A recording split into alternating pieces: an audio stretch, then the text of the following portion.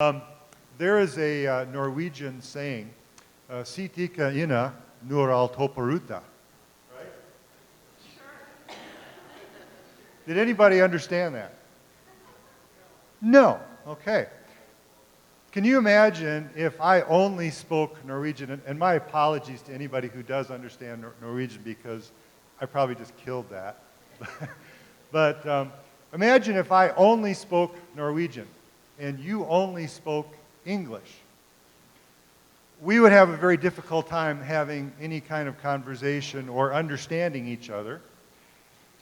And we would have a very difficult time having any kind of a meaningful relationship, right? Well, that's kind of the point of this presentation on Saturday.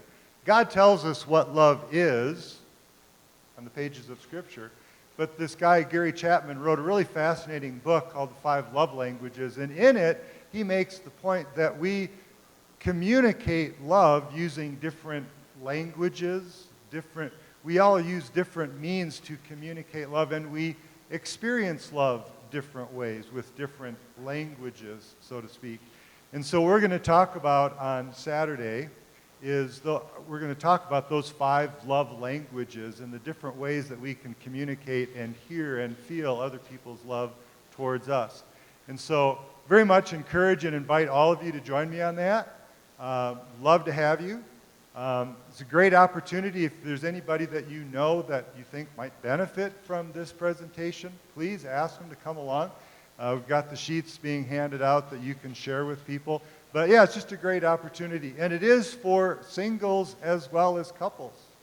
It's really good to know kind of how you experience love, how you communicate love in your own life. And so whether you're in a relationship now or maybe someday hope to be, this is good information. So I invite you all to that. And by the way, that little Norwegian saying says, I'll paraphrase it, but basically, if the things that bring you joy are outside, why are you sitting on your sofa? Jeg elsker Norge. I love Norway. Yeah, they got some great stuff. So that's Saturday. Second thing, just wanted to point out that next Sunday after church, we do have to have a little business meeting with the voters. We have Pastor Habban coming in a few months, and we need to make some decisions, or we have to formalize some decisions about housing for him. So it'll be a brief voters meeting next Sunday after church, 5-10 minutes, probably max. Last but not least, speaking of Pastor Habban, be here in about 4 months from now. You've all heard his name. You know that he's going to be the new pastor at Mt.Calvary starting June 7th. Installation service is probably going to be on June 6th, the Saturday. You've all heard the name, but you've never met the guy. He lives out in the Caribbean right now. I asked him, and he was gracious enough to send us a little video introduction. And so we're going to hope to do this periodically from now until he arrives. But we've got just a couple of minute little introduction. So, oh yes, and with the presentation on Saturday, we'd like to offer pizza, have some food while we're talking about this. If you could let me know, or if you could let Sharon know in person, via email, text, whatever, that would be great, so we can have the appropriate amount of food available for us.